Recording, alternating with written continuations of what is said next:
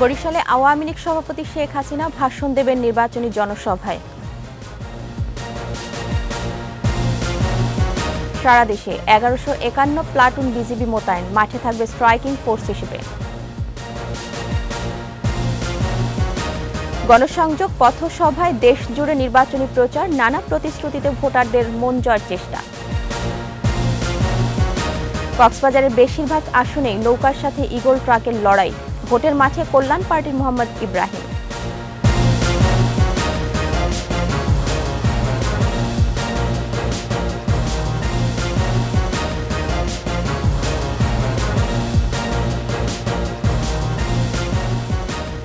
শুনছিলেন first security ইসলামী bank limited সংবাদ শিরোনাম। আমন্ত্রণ দুপুর 2টার 21 সংবাদে আপনাদের সাথে আছি মহিমা পলি। দর্শক, 21 টেলিভিশনের সংবাদ একই সাথে সরাসরি দেখতে পাবেন আমাদের ফেসবুক পেজ www.facebook.com/2124 অনলাইনে। নির্বাচনী জনসভায় যোগ দিতে বরিশাল গেছেন আওয়ামী লীগ সভাপতি শেখ হাসিনা। নগরীর বঙ্গবন্ধু উদ্যানের জনসভায় ভাষণ দেবেন তিনি। বঙ্গবন্ধু কন্যার আগমন উপলক্ষে বরিশালে এখন উৎসবের আমেজ। এরই মধ্যে বিভিন্ন স্থান থেকে নেতাকর্মীরা এসে জড়ো হচ্ছেন বঙ্গবন্ধু উদ্যানে। জনসভায় 10 লাখ লোকের সমাগম হবে বলে জানিয়েছেন নেতারা। প্রধানমন্ত্রীকে এক নজর দেখতে মুখিয়ে আছেন এই অঞ্চলের মানুষ। নির্বাচনী জনসভা থেকে আওয়ামী লীগ সভাপতির কাছ থেকে দক্ষিণাঞ্চলের আরও উন্নয়নের প্রতিশ্রুতি শোনার অপেক্ষায় বরিশালের মানুষ।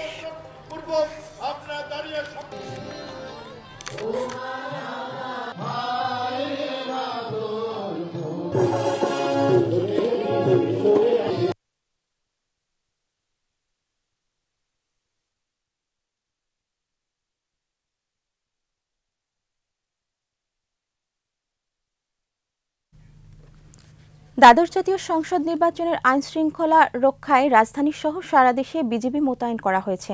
বেসামরিক প্রশাসনকে সহায়তা করতে নির্বাচনের সময় স্ট্রাইকিং ফোর্স হিসেবে মাঠে থাকবে তারা।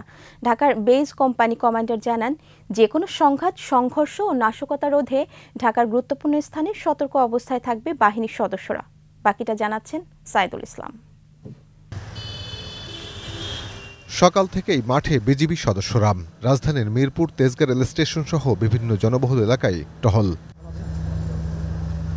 দ্বাদশ জাতীয় সংসদ নির্বাচন উপলক্ষে সারা দেশে 1151 প্লাটুন বিজিবি মোতায়েন করা হয়। ঢাকার বেইজ কোম্পানি কমান্ডার জানান, রাজধানীতেই সবচেয়ে বেশি বিজিবি মোতায়েন করা হয়েছে। বেসামরিক প্রশাসনকে সহায়তা, শান্তি শৃঙ্খলা রক্ষায় ভূমিকা রাখবে বিজিবি। আমাদের ডিপ্লয়মেন্টে তেজগাঁও স্টেশনে আমরা এখন বর্তমানে 2 প্লাটুন আছি, আর সারা ঢাকা শহরে আমাদের 160 প্লাটুনের উপর নিয়োজিত আছে এখন পর্যন্ত। মোবাইল স্ট্রাইকিং ফোর্স হিসাবে আমরা ঢাকায় 29শে ডিসেম্বর থেকে 10ই জানুয়ারি পর্যন্ত এখন পর্যন্ত আমাদের অ্যাক্টিভিটিস জারি থাকবে। ঢাকার প্রত্যেকটা নোডাল পয়েন্টে আমাদের স্ট্রাইকিং ফোর্স ওখানে থাকবে। বেশ কিছু প্লাটুন প্রত্যেকটা জায়গায় নিয়োজিত করে রাখা হয়েছে, সেখানে অপারেট করবে আমাদের ফোর্স। নাশকতা রোধ, নির্বাচনী সহিংসতা বন্ধ করা বা যে কোনো ধরনের বিশৃঙ্খলা রোধে সতর্ক থাকবে বিজিবি সদস্যরা। যেখানেই প্রয়োজন পড়বে না কেন, যে কোনো মুহূর্তে আমরা আমাদের ফোর্স রেডি রেখেছি, যাতে কোনো রকম নাশকতামূলক পরিস্থিতির সৃষ্টি না হয়, আমরা সেই জন্য আমরা কাজ করছি। স্থানীয় বেসামরিক প্রশাসনকে সহায়তার লক্ষ্যে in aid to the civil পাওয়ার এর আওতায় 29 ডিসেম্বর থেকে আগামী 10 জানুয়ারি পর্যন্ত ঢাকাসহ সারা দেশে টহল ও স্ট্রাইকিং ফোর্স হিসেবে কাজ করবে বিজিবি। সাইদুল ইসলাম, 21 টেলিভিশন, ঢাকা। এবার আলোক হেলথ কেয়ার অ্যান্ড হাসপাতাল ভোটের খবর।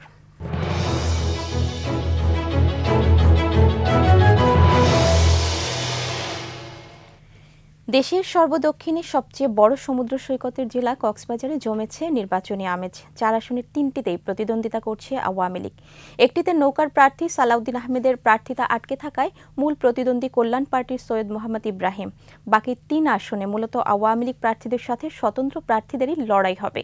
ভোটের দিন এগিয়ে আসায় ভোটারদের মধ্যেও আগ্রহ বাড়ছে। শান্তিপূর্ণ পরিবেশে উৎসবের আমেজে পছন্দের প্রার্থীকে ভোট দিতে চান তারা। কক্সবাজার প্রতিনিধি আব্দুল আজিজের রিপোর্ট জানাচ্ছেন আকবর সুমন। বিশ্বের দীর্ঘতম বালুকাময় সমুদ্র সৈকত কক্সবাজার। দেশের সর্বদক্ষিণের জেলাটি পর্যটন, লবণ, মৎস্য আহরণের জন্য বিখ্যাত। বিগত ১.৫ দশকে আধুনিকতার ছোঁয়ায় কক্সবাজার এখন উন্নত এক জেলা। পর্যটনকে তুলে ধরতে ৩.৫ লাখ কোটি টাকার বড় বড় মেগা প্রকল্পে বদলে গেছে কক্সবাজারের চেহারা। উন্নয়নের পালকে যোগ হয়েছে মহেশখালী মাতারবাড়ি কয়লা বিদ্যুৎ প্রকল্প, কক্সবাজার বিমানবন্দরের সম্প্রসারণ প্রকল্প। সড়ক ও রেল যোগাযোগেও বিপ্লব ঘটেছে। সাগরের পাড় ঘেঁষে চলে গেছে মেরিন ড্রাইভ সড়ক। আর ঢাকার সাথে কক্সবাজারের রেল যোগাযোগ স্থাপনের পাশাপাশি আধুনিক রেল স্টেশনটি পর্যটনকে দিয়েছে নতুন মাত্রা। পর্যটন খাতকে অনন্য উচ্চতায় নিতে টেকনাফের সাবরাঙের এক্সক্লুসিভ পর্যটন কেন্দ্র সহ অসংখ্য প্রকল্পের কাজ চলছে। তাই কক্সবাজারকে নিয়ে স্থানীয়দের গর্বের শেষ নেই। ভোট যখন সামনে তখন ভোটারদের ভাবনা জুড়ে উন্নয়ন, তবে তারা চান শান্তিপূর্ণ পরিবেশ। প্রথমবারের মতো ভোট দেব, এই জন্য একটা উৎসব মুখর আমেজ আমাদের মধ্যে বিরাজ করছে। জমে উঠেছে নির্বাচন এবং এইটা একটা হাড্ডাহাড্ডি নির্বাচন হওয়ার সম্ভাবনা রয়েছে কক্সবাজারে। এ পর্যন্ত কক্সবাজারে আমরা ভোটের পরিবেশ খুব শান্ত। কক্সবাজারের 4টি আসনের মধ্যে কক্সবাজার 1 আসনে নেই নৌকার প্রার্থী।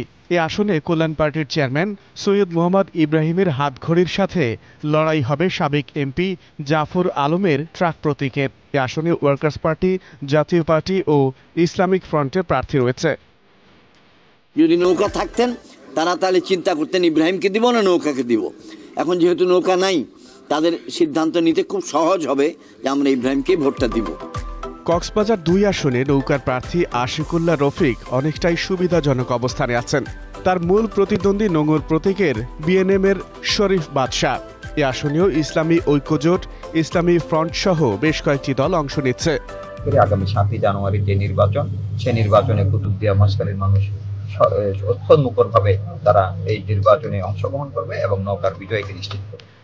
কক্সবাজার 3 আসনে বর্তমানে এমপি সাইমুম সরোয়ার কমলের মূল প্রতিদ্বন্দ্বী স্বতন্ত্র প্রার্থী ঈগল প্রতীকের ব্যারিস্টার মিজান সাইদ। এ আসনে প্রতিদ্বন্দ্বিতায় আছে কল্যাণ পার্টি, জাপা, ন্যাপ ও বিএনএফ।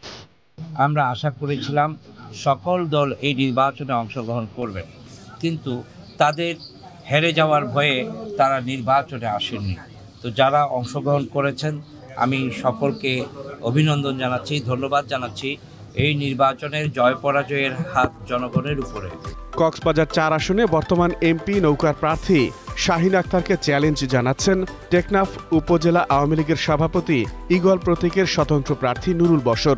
এ আসনে লড়ছে জাপা, তৃণমূল, বিএনপি, এনপিপি ও ইসলামী ঐক্যজোট। কক্সবাজারের 4 আসনে এবার ভোটার সংখ্যা 16,50,960 জন। আকবর হোসেন সুমন, 21 টেলিভিশন। দর্শক, এদিকে বরিশালে প্রধানমন্ত্রীর জনসভায় আছেন সহকর্মী ফারজানা শোভা। আমরা সরাসরি চলে যাচ্ছি তার কাছে।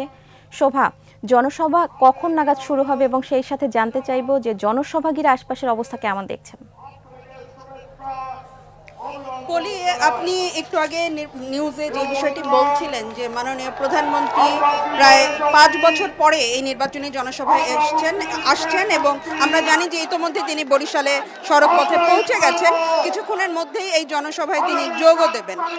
আপনি আমার পেছনে যে ঐতিহাসিক যে জনসভা বলে দাবি করছেন জেলার নেতারা, সেই জনসভার কিন্তু যে ভিড় এবং উচ্ছ্বাস আপনি দেখতে পাচ্ছেন, আপনাকে আমি নিশ্চিত করতে চাই যে এই ভিড় কেবল বঙ্গবন্ধু উদ্যানেই নয়, পাশাপাশি ছড়িয়ে গেছে বরিশালের সমস্ত অলিগলিতে। আমরা সকাল থেকেই নগরীর বা এই মহানগরের বিভিন্ন সড়ক প্রদক্ষিণ করে দেখেছি যে বিভিন্ন স্থান থেকে মিছিল আসছে। সেই মিছিল শুধু বরিশাল জেলারই নয়, বরিশাল বিভাগের প্রত্যেকটি জেলা থেকেই এসেছে।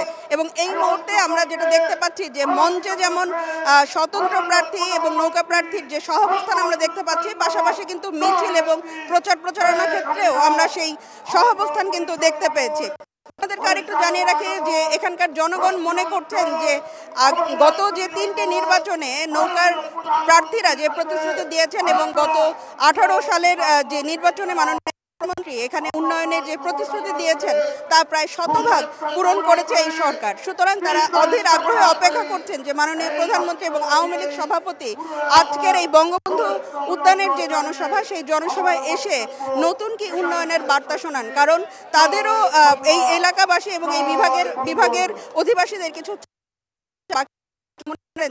যে অর্থনৈতিক গতির যে ছোঁয়া সারা বাংলাদেশে লেগেছে, সেই ছোঁয়া এবং গতি তারাও চান তাদের বিভাগে। পদ্মা সেতুর মাধ্যমে তারা অনেকখানি নিশ্চিত হয়েছে, পাশাপাশি তারা নিশ্চিত করতে চান রেল যোগাযোগ এবং ভোলা থেকে পাওয়া যে গ্যাস, সেই গ্যাসের যে যোগ্য অধিকার এই জেলাবাসী এবং এই বিভাগবাসী আছে বলে তারা মনে করেন।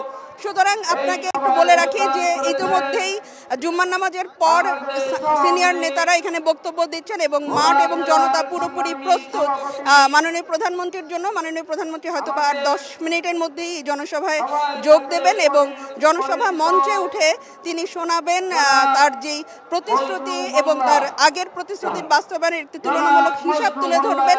পাশাপাশি নৌকার প্রার্থীদের পক্ষে ভোট চাইবেন বলে স্থানীয় নেতারা আমাদেরকে জানিয়েছেন। পলি, আপনাকে ধন্যবাদ। দর্শক, বরিশালে প্রধানমন্ত্রীর জনসভা থেকে সহকর্মী ফারজানা শোভা জানাচ্ছিলেন বিস্তারিত। চলে যাচ্ছে অন্যান্য প্রসঙ্গে। ভোটের দিন ঘনিয়ে আসার সাথে সাথে সারা দেশে জোর প্রচার চালাচ্ছেন প্রার্থীরা। ভোর থেকে রাত পর্যন্ত পথসভা, সমাবেশ ও গণসংযোগে ব্যস্ত প্রার্থী ও তাদের কর্মী সমর্থকরা। প্রতিদ্বন্দ্বীরা সকাল থেকে ঘুরছেন হাটবাজার ও গ্রাম পাড়া মহল্লায়, ভোটারদের দিচ্ছেন উন্নয়নের নানা প্রতিশ্রুতি। প্রতিনিধিদের সহায়তায় মাসুম আলিসার রিপোর্ট। আওয়ামী লীগ উপদেষ্টা মণ্ডলীর সদস্য ও ভোলা 1 আসনে নৌকার প্রার্থী তোফায়েল আহমেদ সদর উপজেলার শিবপুর ইউনিয়নের রতনপুর বাজার সহ বিভিন্ন এলাকায় পথসভা করেছেন। উন্নয়নের ধারা অব্যাহত রাখতে নৌকায় ভোট চান বর্ষিয়ান এই নেতা। গ্যাস ভিত্তিক শিল্প কলকারখানা ভোলায় গড়ে উঠবে। ঢাকা 19-এ নৌকার প্রার্থী doctor Enamur Rahman Savar city centre থেকে প্রচার শুরু করেন। তার প্রতিদ্বন্দ্বী ঈগল মার্কার তালুকদার তৌহিদ জং মুরাদ ব্যাংকটাউন এলাকায় প্রচার চালান। Truck marker Mohammad Saiful Islam radio colony থেকে সাভার নামাবাজার এলাকায় প্রচার চালাচ্ছেন। গাজীপুর 1 আসনে আওয়ামী লীগ প্রার্থী ও মুক্তিযুদ্ধ বিষয়ক মন্ত্রী আ.ক.ম মোজাম্মেল হক সকাল থেকে কালিয়াকৈরের ঢালজোড়া ইউনিয়নের বিভিন্ন স্থানে পথসভা ও গণসংযোগ করেন। রাজশাহী 1 আসনে রাজবাড়ী এলাকায় গণসংযোগ চালিয়েছেন স্বতন্ত্র প্রার্থী চিত্রনায়িকা মাহিয়া মাহি। রাজশাহী 4-এ তাহিরপুর পৌর এলাকায় গণসংযোগ চালান স্বতন্ত্র প্রার্থী 3বারের এমপি এনামুল হক।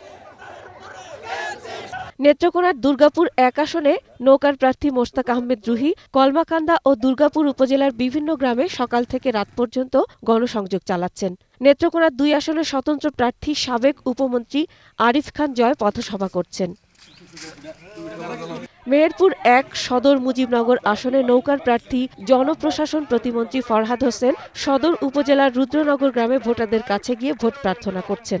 মেহেরপুর 2 আসনে নৌকার প্রার্থী আবু সালে মোহাম্মদ নাজমুল হক গাংনীর হেমায়েতপুর বাজারে গণসংযোগ করছেন।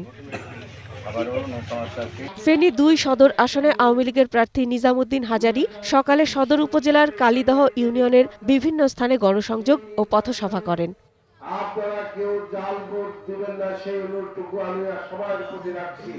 সিরাজগঞ্জ সদর আসনে আওয়ামী লীগ প্রার্থী জান্নাত আরা হেনরি উন্নয়ন অব্যাহত রাখতে নৌকায় ভোট চেয়েছেন।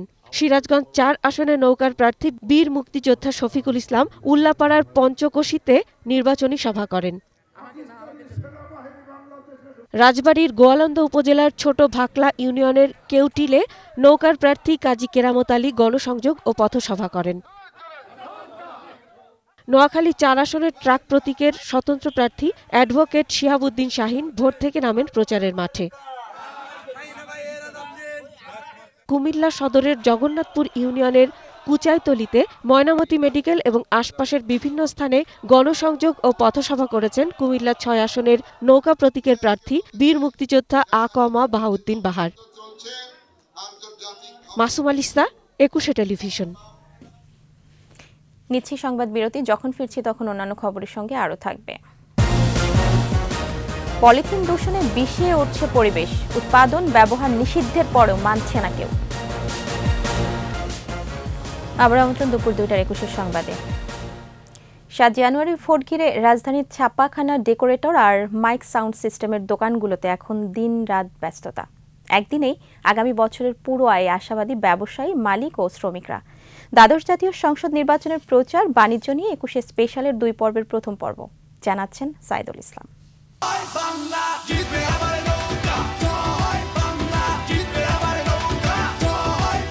ভোট উৎসবে মাঠে প্রার্থী কর্মী সমর্থকরা তাদের হাতে নির্বাচনী প্রচার সামগ্রী তুলে দিতে ভোর থেকে গভীর রাত পর্যন্ত ব্যস্ত নানা ধরনের কারখানাগুলো। নীলক্ষেতের ছাপাখানাগুলোতে তৈরি হচ্ছে পোস্টার, লিফলেট, ফেস্টুন বা ব্যানারের ডিজাইন সহ নানা আয়োজন।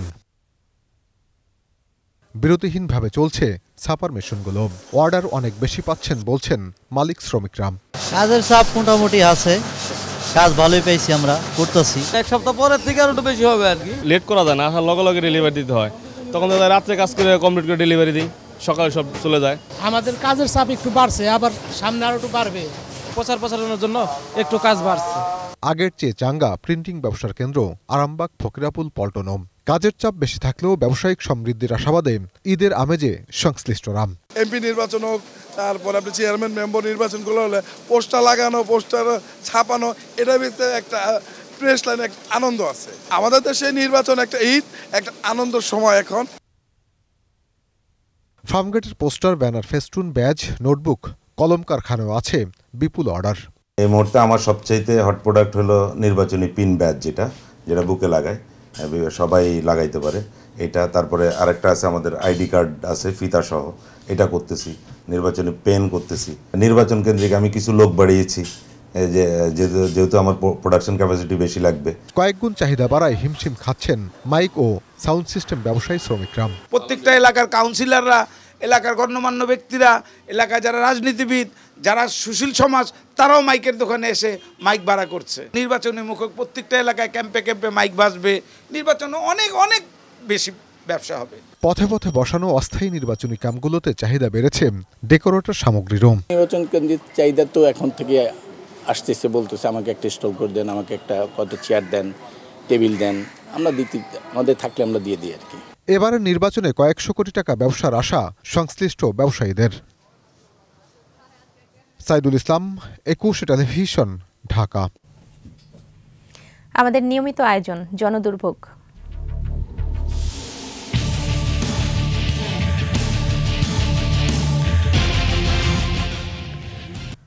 প্রায় ৩,০০০ কারখানায় প্রতিদিন তৈরি হয় ১,৪০,০০,০০০ পলিব্যাগ। ব্যবহারের পর এর ঠিকানা নদী, খাল কিংবা সমতল ভূমি। পানি ও মাটির ব্যাপক ক্ষতি করা পলিথিন দূষণে বাংলাদেশের অবস্থান বহু আগেই শীর্ষে পৌঁছেছে, অথচ ২০০২ সাল থেকে নিষিদ্ধ রয়েছে পলিথিনের ব্যবহার। ইয়াকুব লিটুর ছবিতে আরও জানাচ্ছেন অখিল পোদ্দার।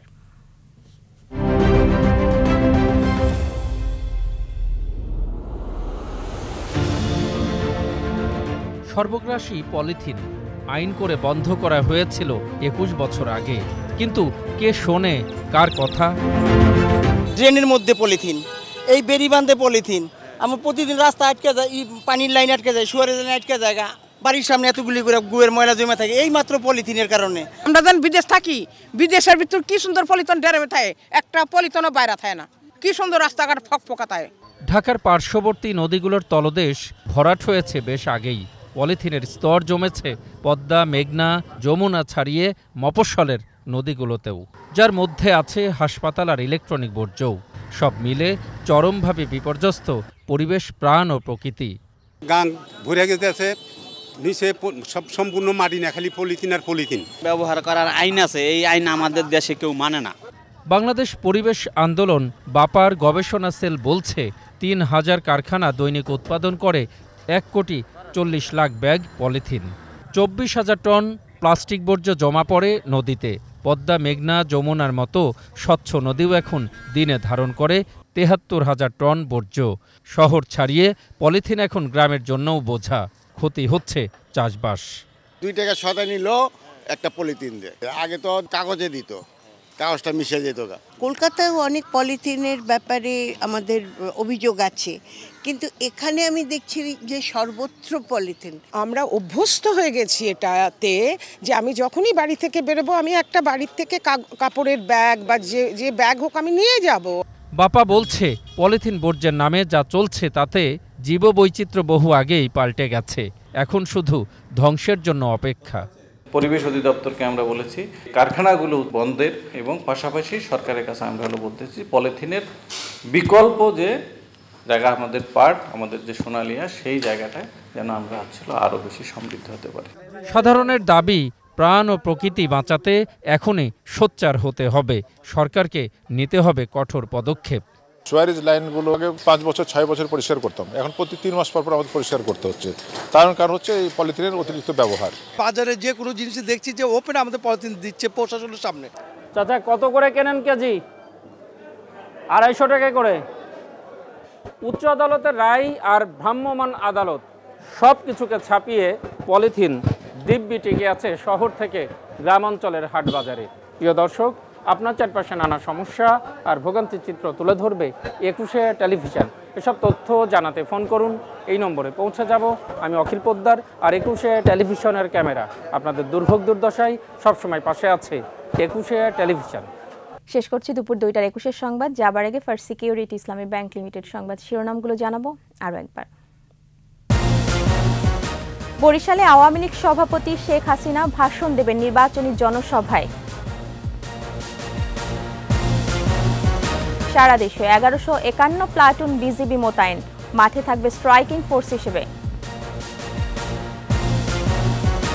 গণসংযোগ পথসভায় দেশ জুড়ে নির্বাচনী প্রচার, নানা প্রতিশ্রুতিতে ভোটারদের মন জয়ের চেষ্টা। কক্সবাজারের বেশিরভাগ আসনেই নৌকার সাথে ঈগল ট্রাকের লড়াই, ভোটের মাঠে কল্যাণ পার্টির মোহাম্মদ ইব্রাহিম।